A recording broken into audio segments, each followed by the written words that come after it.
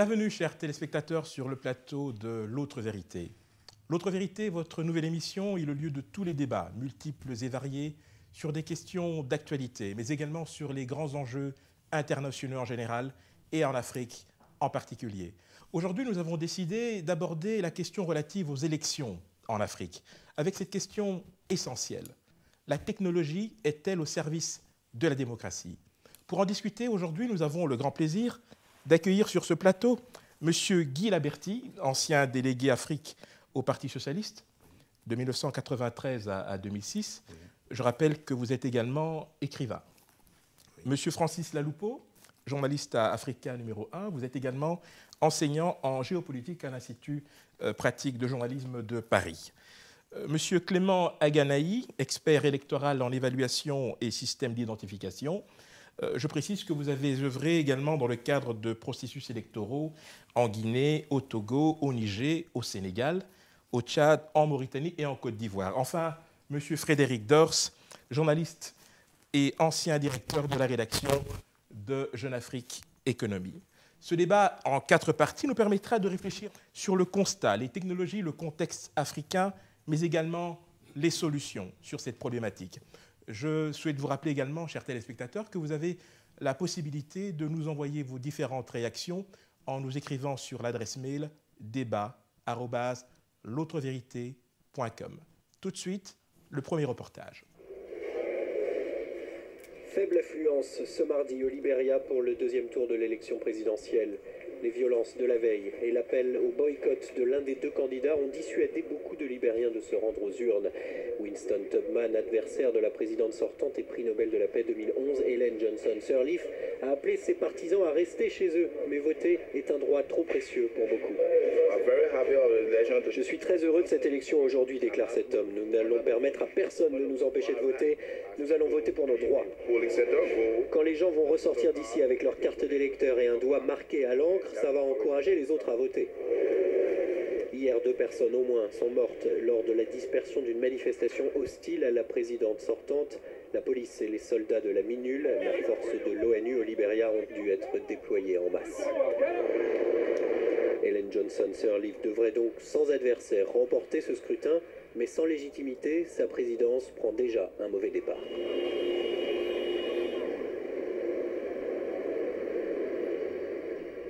Les élections en Afrique, avec cette question fondamentale. La technologie électorale est-elle au service de la démocratie? Comme vous le savez, l'organisation d'élections en Afrique pose un certain nombre de questions. Il y a des défis très importants à relever, financiers, matériels, logistiques, mais également technologiques. Cela n'empêche pas la contestation, mais tout de même, il s'agit d'une problématique sur laquelle nous avons vraiment décidé aujourd'hui de revenir, compte tenu du fait que les derniers scrutins ont été agités en Afrique. Si nous prenons l'exemple des législatives au Sénégal en 2007 ou encore plus récemment du second tour de l'élection présidentielle au Libéria, on constate que beaucoup de difficultés sont à surmonter. Alors, la question que l'on pourrait se poser, et j'aimerais m'adresser à vous, Monsieur Aganaï, d'abord, pourriez-vous, d'un mot, nous expliquer ce qu'est exactement la nature de votre travail en tant qu'expert en évaluation et en système d'identification? L'expert que je suis, qui travaille pour aussi bien les Nations Unies que l'Union européenne, est un ingénieur de formation de base et qui essaye d'adapter l'utilisation des outils qui permettent d'atteindre l'amélioration du processus au processus électoral en Afrique. Et donc, mon métier consiste principalement à d'abord évaluer et formuler pour les organes en charge des élections les outils nécessaires pour les aider à mieux préparer les élections. C'est l'aspect évaluation-formulation. Ensuite, je participe à la mise en œuvre de ces technologies dans 2 champs précis, qui est l'élaboration des listes électorales afin d'essayer de rendre les électeurs uniques sur les listes, un homme, une voix, et ensuite tous les aspects de centralisation des résultats, qui est la compilation des résultats, et leur publication et leur diffusion. Mais eu égard à ce que vous venez de nous dire, pourquoi est-ce tellement compliqué d'organiser des élections en Afrique? C'est compliqué parce que avec la technologie, si je parle sur le plan technologique. Parce que d'abord, nous n'avons jamais rien inventé. Donc, c'est des choses qui ont été inventées ailleurs, que nous essayons d'adapter à nos réalités, à nos cultures. Et souvent, elles ne correspondent pas à l'environnement dans lequel on veut implanter ces technologies. Donc, ça pose d'énormes problèmes, des problèmes insurmontables, et bien des fois. Et c'est ça qui crée beaucoup de difficultés. Monsieur Francis Laloupo, dites-nous, dans ces conditions, pourquoi les différentes commissions électorales, qu'elles soient indépendantes ou nationales, qui ont été mises sur pied dans les différents pays concernés par ces scrutins, ont-elles éprouvé les pires difficultés pour faire d'abord leur travail et surtout pour annoncer, par exemple, des résultats? Je crois qu'en fait, la technologie électorale existe. Je ne suis pas certain que, comme l'a dit M. Aganayi à l'instant, que ce soit l'environnement qui pose un problème. Je pense que la technologie, elle existe aussi bien pour les Africains que pour le reste du monde. Tout dépend de ce que les hommes et les femmes en font. Et la commission électorale a été mise en place pour justement rendre les élections en principe impartiales et transparentes en Afrique. On a vu au fil du temps, parce que pour comprendre, je pense que pour ce débat, il faut peut-être faire un petit rappel quand même, je dirais, de l'histoire des élections en Afrique depuis 20 ans à peu près. On a commencé à voter en Afrique depuis le début des années 90, avec des pays qui ont connu plutôt des fortunes plutôt positives, comme le Bénin par exemple, ou le Mali, ou encore le Niger, le Cap-Vert notamment, des pays qui ont été un peu les pionniers en quelque sorte de la démocratisation en Afrique. Et puis, très rapidement, on a mis en place une industrie de la fraude en Afrique, il faut bien le dire, une sophistication de la fraude, et la technologie électorale a été mise au service, malgré elle, je dirais, de cette capacité nouvelle de certains régimes à organiser des élections et à les remporter. Du coup, nous sommes rentrés dans l'ère du soupçon. Et les commissions électorales n'ont pas échappé aussi au soupçon, parce qu'il était question au départ de ne pas confier des élections au ministère de l'Intérieur, parce qu'on considérait que ces ministères, donc, étant l'émanation d'un pouvoir, d'un régime, ne pouvaient pas être jugés partis. Donc on a mis en place ce qu'on appelait des commissions électorales indépendantes. Nous sommes le seul continent au monde où existent des commissions électorales indépendantes. La question de fond, c'est de savoir quand nous débarrasserons-nous en Afrique de ces commissions électorales indépendantes, c'est-à-dire que quand arriverons-nous à un stade où les élections seront banalisées en Afrique et qu'on aura dépassé l'ère du soupçon. Je crois que c'est le fond de la question. Il avertit, vous avez une opinion sur ce sujet? Oui, je rejoindrai M. Laloupo quand il nous parle un petit peu de l'histoire des processus électoraux. Moi, ce que je constate, j'ai suivi les élections au tout début, en 92 à Madagascar et en 93 en Centrafrique. Après, vous étiez observateur? Oui, j'étais observateur. J'ai décidé depuis de ne plus l'être. Mais ça n'intéresse pas beaucoup. Si ça nous intéresse, pourquoi? Pour quelle raison? Bon, écoutez, très rapidement, enfin, plus les années ont passé, plus je me suis rendu compte que c'était une forme de tourisme électoral pour la plupart de nos élus, puisque je suis homme politique et je vois... Non, je suis sévère, mais je vais vous dire pourquoi. Je sais très bien que des députés, des sénateurs de mon pays, la France, ou du pays de l'Union européenne, vont observer des élections. Ils y passent 3, 4, 5 jours grand maximum parce qu'après, leur tâche de parlementaire les appelle à revenir dans leur pays. Et souvent, ils partent avant même que les résultats définitifs soient prononcés. Je voudrais revenir à ce que je voulais dire. Au début des années 90, et précisément dans les cas que j'ai cités, et M. Laloupo vient d'en citer quelques autres, on assistait à de véritables alternances. Les candidats des partis uniques, souvent, ont été mis en échec. Moi, je me souviens, par exemple, qu'en Centrafrique, le président sortant, Kolingba, a fait 11%. Que quand j'étais à Madagascar, c'est Albert Zaf qui a été élu. Qu'est-ce qui a changé Eh bien, justement, je rejoins M. Laloupo en disant que plus, finalement, on a perfectionné la technologie électorale et plus les leaders politiques en face ont eu l'habileté de s'en emparer pour que, je dirais, leur maintien au pouvoir ne soit entaché d'aucun soupçon. Et on peut faire... Mais, et si vous voulez, je voudrais... je sais bien que c'est un petit peu pénible à dire, mais finalement, cette technologie électorale très perfectionnée est souvent même un marché extrêmement intéressant. Bon, je ne voudrais pas insister sur le cas douloureux de la Côte d'Ivoire, mais la SAGEM a quand même eu un contrat. Ne vous inquiétez pas, nous y reviendrons au cours du débat. Le plus habile à avoir compris ce que c'était dès 1992, le président Bongo, qui avait compris qu'à 51%, ça suffisait, et donc il a eu des législatives où son parti n'a eu que 52, mais quelques années plus tard, son parti a de nouveau eu plus de 80%. Ça résume un petit peu les choses. Je pense qu'il y a un quiproquo, en fait, au départ. Le reportage que vous nous avez montré tout à l'heure, en fait, c'était une illustration, mais du constat qu'on pourrait faire à l'heure actuelle, le boycott, violence, contestation avant, pendant, après le scrutin, et on pourrait multiplier les exemples à l'infini, malheureusement. Même si, d'un autre côté, il y a des exemples réussis qui prouvent que tout n'est pas noir en matière électorale sur le continent africain et rien n'est homogène. Peut-être, je vais y revenir dans un instant, mais je pense que le quiproquo, en fait, il vient du fait qu'on a instauré une sorte de paradigme au moment où les populations africaines ont fait état de leur aspiration à davantage de démocratisation et à ce que leur voix soit prise en compte. On s'est peut-être trompé. On a érigé d'abord un paradigme qui est celui du multipartisme. On sortait de régime monobloc, monopartisan. On nous a dit c'est le multipartisme qui va instaurer la démocratie. C'était une erreur. Ensuite, on nous a dit oui, mais alors, donc, si ce n'est pas le multipartisme, c'est les élections.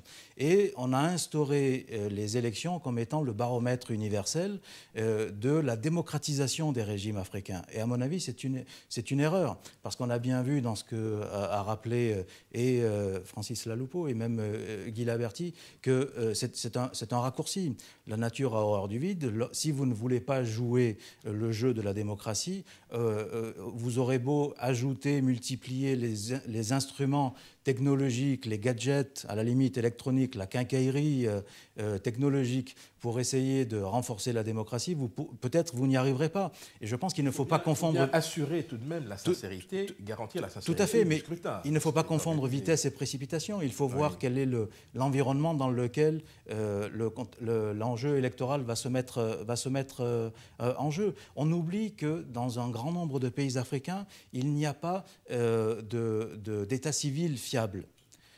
Or, comment voulez-vous organiser une élection claire et transparente si vous n'avez pas un recensement des habitants de votre population ? Et quand je dis qu'on confond vitesse et précipitation, au lieu de bâtir des états civils dignes de ce nom, on veut se mettre à faire du recensement électoral dans des délais qui sont très courts pour déterminer qui va être électeur. Mais c'est le monde à l'envers. Commençons par établir qui est citoyen d'un pays donné, et à partir de là, on pourra arriver à la détermination du fichier électoral. Je me tourne vers l'expert électoral. D'abord, mon analyse, c'est que les commissions électorales indépendantes ou autonomes et autres sont constituées d'un corps politique à la base, qui ne sont pas des professionnels compétents pour mener les activités nécessaires à l'organisation des élections. Des gens, des individus qui viennent parce qu'ils sont de tels courants, qui ne sont pas professionnels de la chose et qui s'accaparent d'un appareil qui doit organiser des élections. Ça, c'est le premier point. Deuxième point, c'est que la plupart du temps, ces CENI n'ont pas les moyens, ni financiers, ni en infrastructure, à temps, pour pouvoir faire les activités. Même si elles ont la volonté de pouvoir recruter des compétences pour la faire, souvent, ils n'ont pas le temps, ils n'ont pas l'argent pour faire ces activités. Troisièmement, pour rebondir à ce que disait mon ami Francis Laloupeau, l'environnement est capital quand il s'agit d'implémenter une technologie. Une technologie, ça dépend de son niveau. Si vous voulez utiliser des téléphones portables, tout le monde sait qu'aujourd'hui, même dans un village, on peut l'utiliser. Mais quand vous allez mettre en place des systèmes sophistiqués avec des capteurs biométriques, avec des grosses bases de données, avec des applications de dédoublonnage sur des éléments morphologiques des individus, ça devient extrêmement complexe.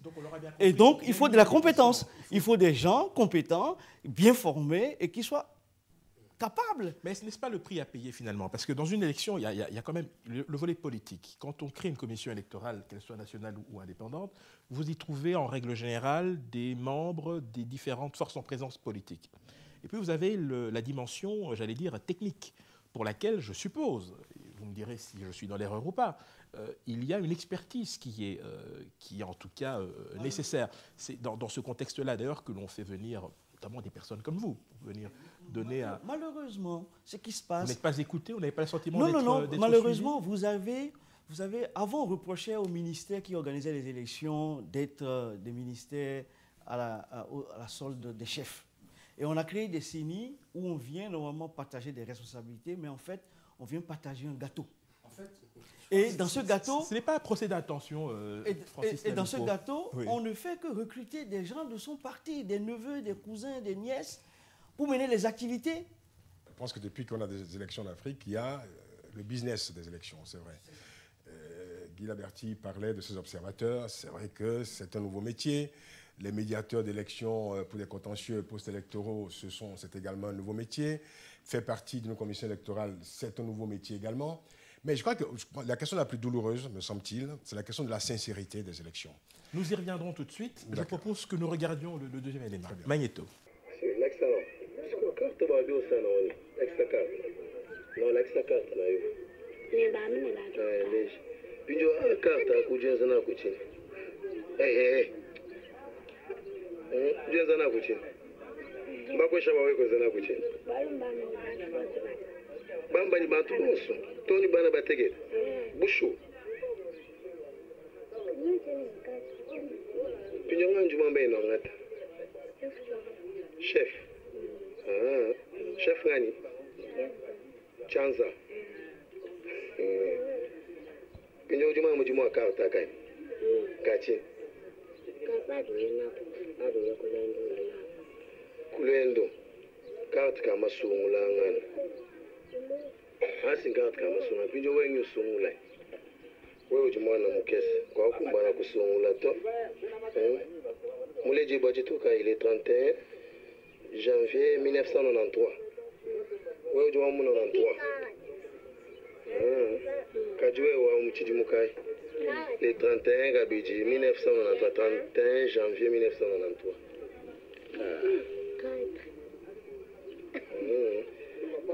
Je n'ai pas de binji là-dessus.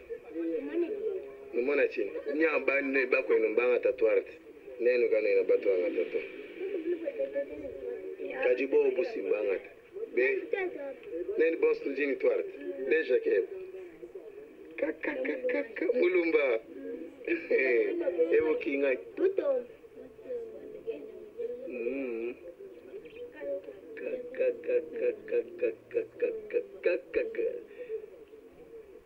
Kajimune bebe. Kujimune bebe tutangi. Baji banga. Ça va. Voilà un exemple assez édifiant. Nous avons les nouvelles technologies qui sont mises à contribution pour essayer de faire en sorte que dans la période d'enrôlement des électeurs, tout le monde puisse trouver sa place. Et effectivement, les dérives de ce type, pour revenir à la sincérité du scrutin que vous évoquiez, montrent en fait que ces nouvelles technologies induisent également, en termes électoraux évidemment, des problèmes de ce genre, puisque les falsifications, la manipulation des fichiers électoraux, etc., ne sont pas du tout à l'abri. Hein. Donc, alors, Monsieur Laloupo, vous parliez de sincérité des scrutins. Dites-nous, en fait, par rapport à cette problématique d'aujourd'hui, ce qui vous pose problème. Je crois qu'il n'y a pas de fatalité d'élections qui se terminent en tragédie ou en contentieux en Afrique. Je pense que les contentieux électoraux sont délibérément organisés, tout simplement. Quand nous parlions tout à l'heure des membres de commission électorale qui manquent d'expertise, qui n'ont pas la compétence technique, je dirais, pour organiser les élections, c'est une chose. Mais que cette situation cache des intentions moins avouables, que sont notamment l'appât du gain, par exemple, pour les membres de certaines commissions électorales, ou, plus grave encore, la manipulation des urnes et l'organisation à l'échelle industrielle de la fraude. Je me souviens, il y a quelques années, c'était en 1999, une élection se tenait dans un pays d'Afrique de l'Ouest que je ne citerai pas, avec comme président sortant un président qui était là depuis à peu près une trentaine d'années.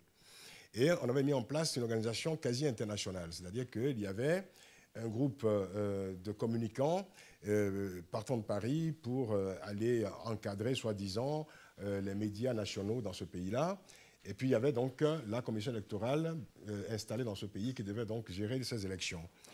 Et à l'issue de la réunion de ces amis, disons, non-africains qui allaient partir d'ici pour aller encadrer donc les médias nationaux, à l'issue de cette réunion, on avait décidé, se basant justement sur la technologie électorale, sur l'informatique, du résultat de cette élection.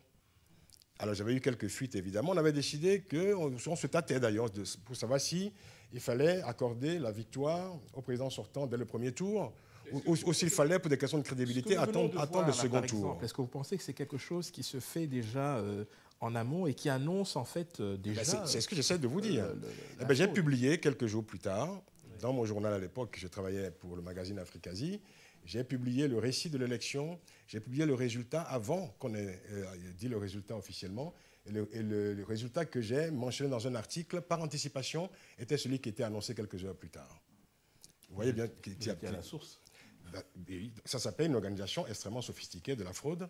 Les résultats étaient connus d'avance. Ce n'est pas un mythe, c'est une réalité. Et vous, oui, monsieur Doss. Oui. À partir de ces réalités dont... que Francis Laloupeau vient de mettre en exergue, à partir d'un exemple, on pourrait les multiplier. À partir de ces réalités-là, je pense qu'on a commis des erreurs d'interprétation et on est parti du principe qu'une élection organisée par un pouvoir en place se tournerait systématiquement à son avantage. Or, la réalité a prouvé que, même si ça n'arrive pas souvent, ça arrive. C'est arrivé en Afrique de l'Ouest, c'est arrivé en Afrique centrale. Donc, ça, c'est un premier mythe qu'on a voulu nous faire avaler. Le deuxième mythe, et il est encore plus pernicieux que le premier, c'est de nous faire croire que si une élection est organisée par une structure indépendante ou apparemment indépendante, ça serait un gage de transparence assuré. Et là, encore une fois, on a des exemples qui nous prouvent que c'est faux. Donc, moi, Quels sont les garde-fous dans ce cas? Non, mais les garde-fous, ça s'appelle organisation, professionnalisation et moralisation et participation inclusive. Je sais que c'est à la mode de parler de processus inclusif, mais il ne faut la préparation d'une élection, qui est censée être le baromètre de la vitalité de la démocratie, c'est suffisamment sérieux et suffisamment grave pour ne pas le laisser entre les mains des seuls partis politiques, mais d'y associer les opérateurs économiques, d'y associer la société civile, et ensemble à trouver des solutions qui viennent du pays même et qui permettent d'améliorer les choses. Moi, je voudrais rappeler quelque chose par rapport à l'histoire. Il ne faut pas oublier qu'avant même les indépendances, certains pays en Afrique organisaient des élections, et de façon plutôt professionnelle et plutôt mieux organisée que ceux qu'on voit aujourd'hui, avec une débauche indécente de moyens financiers et des sociétés... Avant le discours de la Baule, je vous taquine. Non, mais avant même l'indépendance. Avant même l'indépendance. Et s'agissant de ces fameuses commissions indépendantes qui n'ont d'indépendantes que le nom, puisque comme l'a rappelé M. Aganaï, quelles que soient les modalités de désignation de ses membres, que ce soit par le Parlement ou que ce soit par les partis politiques, on représente plus un certain nombre d'intérêts que l'intérêt général. Il y a des différences de mode de fonctionnement et différentes interprétations, selon qu'on se trouve dans l'espace anglophone ou selon qu'on se trouve dans l'espace francophone du continent. À ce propos, M. Guy Laberty, est-ce que vous pensez qu'il y a une volonté, peut-être inconsciente, d'imposer aux pays africains, en termes d'organisation d'élections, des standards, et que ces standards, pour peu qu'ils soient internationaux, induisent nécessairement l'utilisation des technologies pour en assurer la crédibilité? Je pense que cette dimension ne doit pas être absente des esprits des grands organisateurs, parce qu'on voit bien que lorsqu'un processus électoral est organisé en Afrique, toute la machinerie, l'ingénierie vient quand même souvent d'en dehors du continent, mais je pense que fondamentalement, M. Dors avait raison de le souligner, il est tout à fait ridicule d'importer des technologies aussi pointues lorsqu'on n'est même pas sûr de l'état civil. Et je me souviens, je vais vous dire un exemple, je ne vais peut-être pas citer trop de noms, mais c'était un conseiller international. Curiosité. Comment? Mais je vais vous dire juste de quoi. Le conseiller international de Thales À l'époque, c'était encore Thomson, quand ils avaient fait les cartes d'identité dans un pays de l'Afrique de l'Ouest, s'était vu présenter par celui qui à l'époque était opposant et plus tard allait devenir président, des cartes d'identité fabriquées par Thomson à l'époque où il y avait, je dirais, plusieurs noms avec un même visage. Et je peux même vous dire qu'il y en avait 6. Et évidemment, la personne qui défendait les intérêts de Thomson était évidemment un petit peu interdite et dit « mais désormais, nous avons des procédés qui empêcheront tout cela ». Moi, j'ai été témoin de cette scène. À partir de ce jour-là, j'ai eu beaucoup de doutes et je sais, parce que je suis aussi un acteur politique en France, même si modeste, je sais qu'en fait, des élections se gagnent, hélas, au moment de l'élaboration de la liste. Je ne voudrais pas raconter des exemples douloureux à Paris, mais dites sécurisé. Mais je peux vous assurer que même en 1983, aux élections municipales en France, dans la région parisienne, on a dû inverser 20 résultats. Et moi, quand j'ai souvent fait des réunions avec des partenaires en Afrique sur la fraude électorale, je leur ai dit la fraude électorale, c'est universel. Nous avons mis des dizaines et des dizaines d'années. Et moi, je pense que les premières élections à peu près transparentes que j'ai vues en France, c'est les municipales de 1989. C'est rassurant de voir que les pratiques sont transfrontalières. Monsieur Aganaï. C'est l'espèce humaine. Monsieur Aganaï. Bon, pour réagir par rapport toujours à cette technologie, pourquoi elle est nécessaire, c'est vrai, l'état civil n'est pas fonctionnel en Afrique. Le meilleur exemple de qualité de liste électorale se trouve en Afrique du Sud, où la liste électorale est basée sur l'état civil, mais qui est un héritage douloureux de l'apartheid, qui a identifié toutes les populations. Vous parlez de recensement. De recensement. Mais, ok, d'accord. Voilà. Okay. Et cet héritage est bien utilisé aujourd'hui pour faire des listes électorales. Donc, à défaut d'état civil, pour savoir qui a droit et qui n'a pas droit d'être sur la liste, et s'il doit y figurer qu'une seule fois et une seule fois, on a petit à petit amené des technologies, notamment les technologies de l'informatique, qui permettent d'aller vite, qui permettent de pouvoir comparer rapidement des caractéristiques d'un individu à plusieurs millions d'autres dans des temps. À condition d'avoir des fichiers de référence, à condition que les fichiers soient disponibles et à condition que vous fassiez le croisement de façon correcte. Parce que sinon, avec les technologies, ce qui est formidable, c'est que vous pouvez leur faire dire ce que vous voulez. Si vous avez un esprit malicieux a priori, vous parviendrez au résultat que vous voulez obtenir. Et vous aurez fait supporter à votre trésor public des dépenses astronomiques alors que vous avez du mal à assurer les services sociaux de base. Bien entendu, pour continuer dans ce schéma. Alors, évidemment, quand on n'a pas d'éthique et qu'on n'a pas de morale et que vous êtes expert avec cette technologie, on vous sollicite pour des faits indélicats en vous demandant par ici, est-ce que vous pouvez me modifier tant mais si vous n'avez pas une conscience, et si vous n'êtes pas une morale, si vous n'avez pas une éthique professionnelle... Est-ce qu'il y a des secrets un peu lourds que vous conservez dans l'exercice de votre métier? Est-ce que vous êtes... Aiguiser notre curiosité.